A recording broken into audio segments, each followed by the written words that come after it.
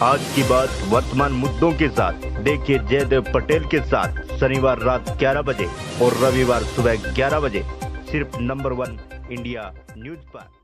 नमस्कार व्यूअर्स, मैं जयदेव पटेल और आप देख रहे हैं नंबर 1 इंडिया न्यूज। आज की बात वर्तमान मुद्दों के साथ के इस खास कार्यक्रम में आज हम बात करेंगे एक ऐसी फिल्मी कहानी की जहां पर एक गैंगस्टर पुलिस की वर्दी में जेल में दाखिल होता है और कहीं न कहीं अंधाधुंध गोलीबारी और फायरिंग करते हुए अपना जो आरोपी है उसको भगा कर ले जाता है।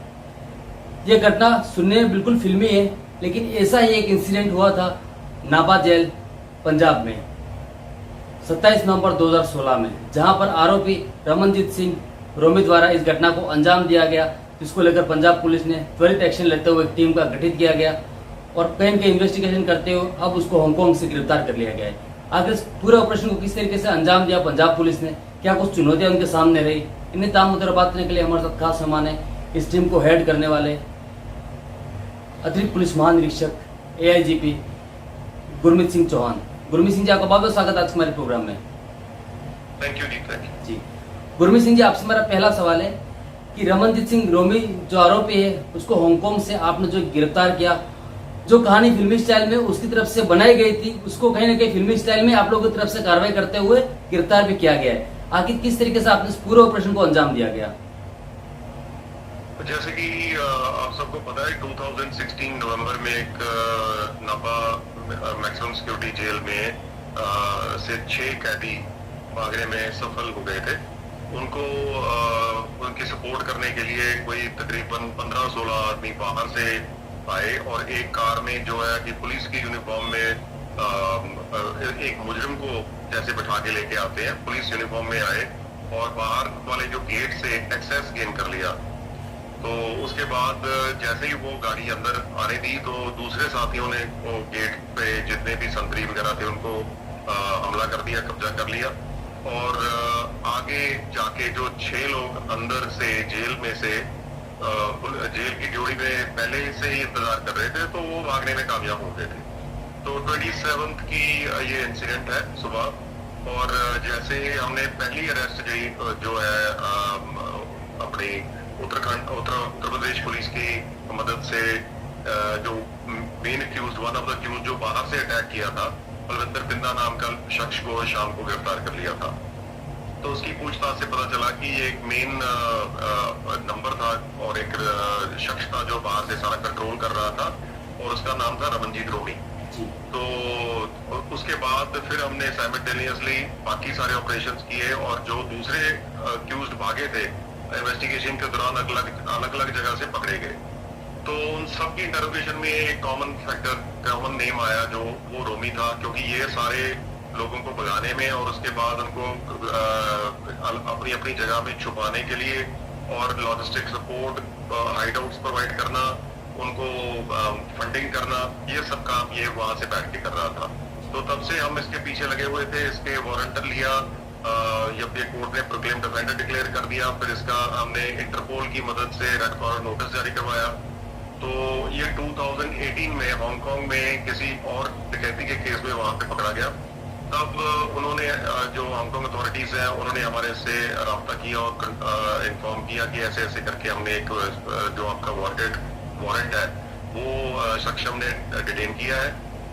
फिर हमने वो पेपर वर्क करके सारी डॉक्यूमेंटेशन करके उसको वहां पे उसकी फॉर्मल अरेस्ट करवाई और 2018 से वो लगातार हांगकांग की जेल में था। और तब से हमने एक्सट्रेडिशन के लिए सारा जो प्रोसेस है उनके डिपार्टमेंट ऑफ जस्टिस और हमारी जो मिनिस्ट्री है एक्सटर्नल अफेयर्स की, उनके थ्रू इस पे बहुत संजीदगी से और बड़ी डिटेल उनको अपना केस प्रेजेंट किया। जो एविडेंस थी, जो हमारे पास सबूत थे, वो सारे पेश किए। तो उसकी वजह से उन्होंने फिर हमारे जो एक्सेप्ट किया कोर्ट ने। उसके बाद कोर्ट्स में अपील्स हुई, अपील्स के बाद फाइनली जो है वो हमें 6 अगस्त को इसकी जो फाइनल अथॉरिटी है उन्होंने इसकी परमिशन ग्रांट कर दी थी इंडिया लाने की। और इसको लेने के लिए हमारी पंजाब पुलिस AGTF की टीम गई और उसको कल 22 तारीख को जो है जेल इसको इंडिया में लाके और नाभा जेल में मजिस्ट्रेट के पेश करके उसको नाभा जेल में बंद कर दिया है दोबारा। तो अब उसका ट्रायल चलेगा। जी गुरमीत सिंह जी, अगर हम बात करते हैं तो इस आरोपी को गिरफ्तार करके और इंडिया लाने का जो समय था, जो आरोप को अंजाम जो दिया गया था, वहां से लाकर अब तक लगभग 8 साल का समय था। इसमें पंजाब पुलिस, आप लोग कितनी बार हांगकांग गए और किस तरीके की चुनौतियों का सामना आप लोगों को करना पड़ा? ये बहुत एक जैसे मैंने पहले बताया, बड़ा डिटेल में और इसको माइन्यूटली ये काम करना पड़ता है, पेपर वर्क उनकी कोर्ट्स को सेटिस्फाई करने के लिए। तो हमने ये प्रोसेस जो है आरसीएम का 2017 में किया था, पर एक्स्ट्राडिशन का जो फॉर्मल अरेस्ट है 2018 से शुरू हुआ था। तो उसके लिए हम हमारी टीम, मैं खुद 3 बार हांगकांग गए, उनको कोर्ट्स को सेटिस्फाई किया। उनके जो डिपार्टमेंट ऑफ जस्टिस है, जिन्होंने हमारी गवर्नमेंट ऑफ इंडिया की तरफ से केस को परस्यू किया, और उनके उसके बावजूद भी बड़ी सारी क्वेरीज हमें आती रही, जिसकी वजह से ये इतनी लंबा चला। जी गुरमीत सिंह जी, इस तरीके के जो मामले होते हैं, इसमें कहीं ना कहीं सरकारों का जो इन्वॉल्वमेंट होता है और उनकी जो भूमिका होती है वो काफी अहम होती है। ऐसे में इसको लेकर आपकी तरफ से या फिर आपको किस तरह का कोऑर्डिनेशन सरकार की तरफ से मिला गया, चाहे वो इंडिया गवर्नमेंट की बात हो या फिर हांगकांग की बात हो? बिल्कुल, हमें इसमें पहले तो जो हमारी सीबीआई की इंटरपोल डिवीजन है, उनकी तरफ से बहुत ज्यादा सपोर्ट मिली। उसकी डॉक्यूमेंटेशन प्रिपेयर करने में उन्होंने मदद की। इसके अलावा फिर मिनिस्ट्री ऑफ एक्सटर्नल अफेयर्स, जो हमारे कॉन्सुलेट है हांगकांग में, कमीशन है वहाँ पे इंडियन गवर्नमेंट का, उन्होंने हमारी बहुत सपोर्ट की। डिपार्टमेंट ऑफ जस्टिस वहाँ की जो हांगकांग गवर्नमेंट की है, लोकल पुलिस ने इसको जो हांगकांग पुलिस की है उसको हैंडिंग ओवर में हमें बहुत फैसिलिटेट किया। और सबसे ज्यादा पंजाब गवर्नमेंट की तरफ से और डीजीपी साहब के पर्सनल इंटरवेंशन से जो इतनी जल्दी से इसका पेपर वर्क और जो टीम वहाँ पे गई है, उनका एडमिनिस्ट्रेटिव और पॉलिटिकल क्लियरेंस बड़ी जल्दी से हुआ। फंडिंग उनके लिए लेके आने के लिए जो भी चाहिए थी, वो प्रॉम्प्टली हुआ सब कुछ। गुरमीत सिंह जी, जो आरोपी है उसको गिरफ्तार करने के बाद जब इंडिया लाया जा रहा था, तो ये एक बड़ा क्रूशियल समय होता है। तो इसको आप लोगों ने किस तरीके से महसूस किया कि ना फाइनली हमने पंजाब पुलिस से ये केस सॉल्व कर लिया है इसको लेकर?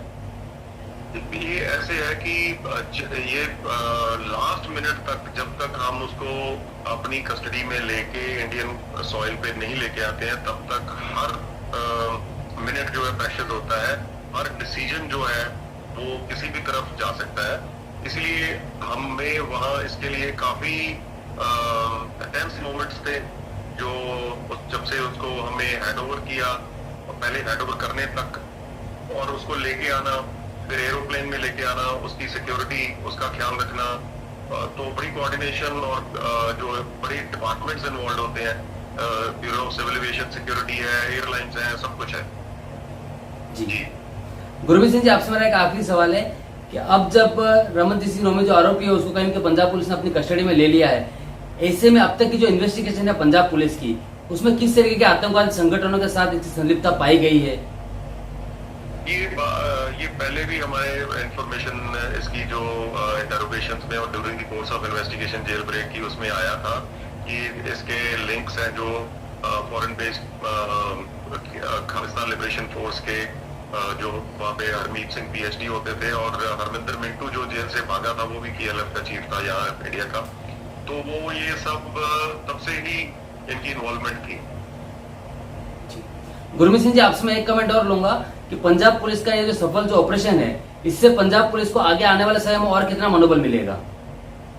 इसमें बहुत ये बड़ा पॉजिटिव स्टेप है और एक बड़ा स्ट्रॉन्ग मैसेज है जो पंजाब पुलिस ने भेजा है हमारे, क्योंकि बहुत सारे क्रिमिनल्स हैं जो पंजाब से भाग कर बाहर फॉरेन कंट्रीज में बैठ के वहां से अपने क्राइम्स कर रहे हैं। तो उन सबको एक मैसेज है कि जितना भी समय लगे, हमारी पूरी कोशिश है कि और गवर्नमेंट ऑफ इंडिया की तरफ से, उनकी एजेंसीज की तरफ से, कि हम हर कोशिश करके जो बाहर बैठे हैं उन तक पहुंचेंगे और उनको वापस लेके आएंगे। जी गुरमीत सिंह जी, आपने हमारे लिए समय निकाला, इसलिए आपका बहुत बहुत धन्यवाद। Thank you.